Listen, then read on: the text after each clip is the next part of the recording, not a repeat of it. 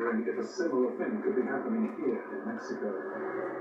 A new predator filling the void and wreaking havoc. Perhaps something much more terrifying than sharks. I need some local intel to find out exactly what's going on. Francisco has lived on this stretch of coast all his life. Cuando los tiburones. He tells me that when he was young, this sea was full of sharks. But people quickly realized that shark meat was very valuable. Fishermen here started catching them en masse to sell for shark fin soup, sometimes using dynamite to bring in hundreds at once. That's very interesting. That's confirmed the suspicions that I was having, that the shark here are in decline. They say it's a few decades since there was any number of sharks around, and yes, there is something else that's moved in and taken over, something they call El Diablo Rojo, translates as the Red Devil. Sounds very melodramatic, and they've given me the address of a fisherman who knows a lot about that.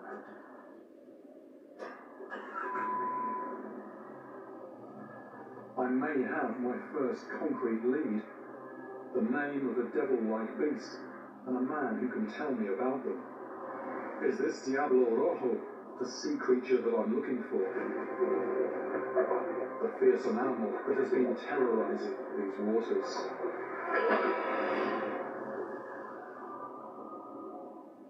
Which of these animals is most deadly to humans? Cows, snakes, or sharks?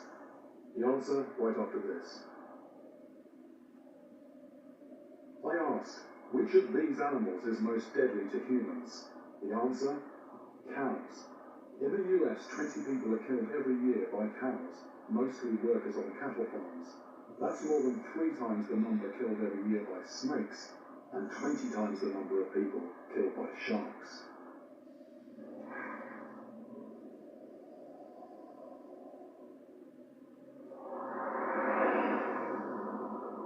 I'm in Mexico, hunting for a mysterious sea creature. The perpetrator of nightmare attacks, distinguished by strange bite marks. I found out that a severe decline in sharks has contributed to a new predator taking their place. Something the locals call El Diablo Rojo, the Red Devil. Could this be the nightmare beast I'm looking for? I'm just trying to puzzle out the possible identity of this Diablo Rojo, this Red Devil that I've just been told about. Now, clearly something pretty terrifying, otherwise why would you give it such a dramatic name? I've never heard of a red devil before, but I have come across the term devil fish. The grey whale was nicknamed devilfish because of its violent behaviour when harpooned. But although grey whales are big, and they are found here, they're not really predators. I don't think they would attack multiple fishermen or inflict mysterious wounds. Another possibility is the devil ray. Manta rays are sometimes called devilfish, and that's down to the peculiar anatomy of their heads. They have these projections which look like horns. There are cases of rays plaguing the water when sharks go into decline.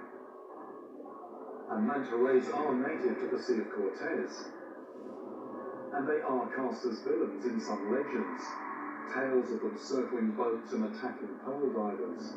But rays are filter feeders. They don't have the anatomy to cause the unusual bite marks I've heard about.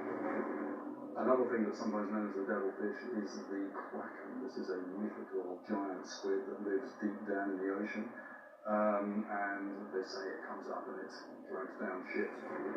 These highly intelligent beasts, armed with barbed tentacles, are creatures of mythology. But I wonder if there's a real creature that might have inspired this myth. I've tracked down the address given to me by the men at the shark graveyard. It's the home of a fisherman named Rafael. Este es pescador de Diablo Rojo. He says that when the Red Devils first appeared in these waters, he decided to try fishing for them, but it was no easy mission. Este Diablo Rojo es un animal peligroso. Sí, he grew up here. He's seen sharks, he's swum with sharks, no problem at all. But he's telling you that this animal, the diablo rojo, is extremely dangerous. He tells me about one of his early devil hunting trips as a young man. It's 11 o'clock at night. He's got his children with him in a boat. He loses his fishing lure, but close to where he's anchored, there's another boat with a spare lure. Rather than actually paddle to the other boat, he just jumped in the water. He knew there were red devils down there, but he didn't think they would hurt him. He was wrong. They attacked him from every direction. He felt the flesh tearing from his stomach and neck as they started to drag him down.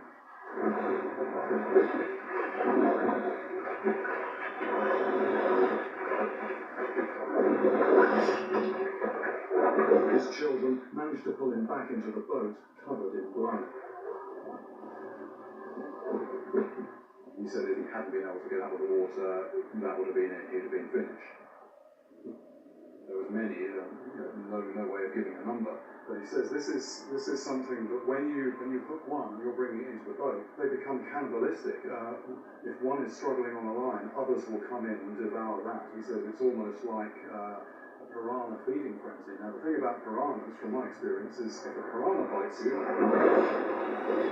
they leave a very clear signature. So I'm just curious if he's got any mementos of that particular incident. ¿Hay algún cicatriz, algún marca? Muchas. Muchas, okay. The attack happened more than 40 years ago, but he still has scars. This one reminds me of something I've seen before. The only thing that I've seen in my experience is anything like that. It's called by pufferfish. Raphael's scar is too big to be caused by the beak of a pufferfish. But it is a very unusual wound, which certainly ties in with the other attack stories I've heard. The other sea creature that has a beak is a squid. ¿Qué tipo de animal tiene tentáculos? They ask whether this animal has tentacles. He confirms. It's a squid. He gave me a weight, something like 70 or 80 pounds. That's got to be an animal, I don't know, 4 or 5 foot long. But from what he's saying, we're not talking solitary animals, we are talking about a squid feeding frenzy. I've never fished for squid before, and I'm eager to find out how to do it. When he shows me the lure he uses, it looks more like an instrument of medieval torture than anything I've ever put on the line.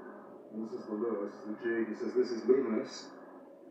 The squid are attracted to the glow, and their tentacles become caught on the spikes.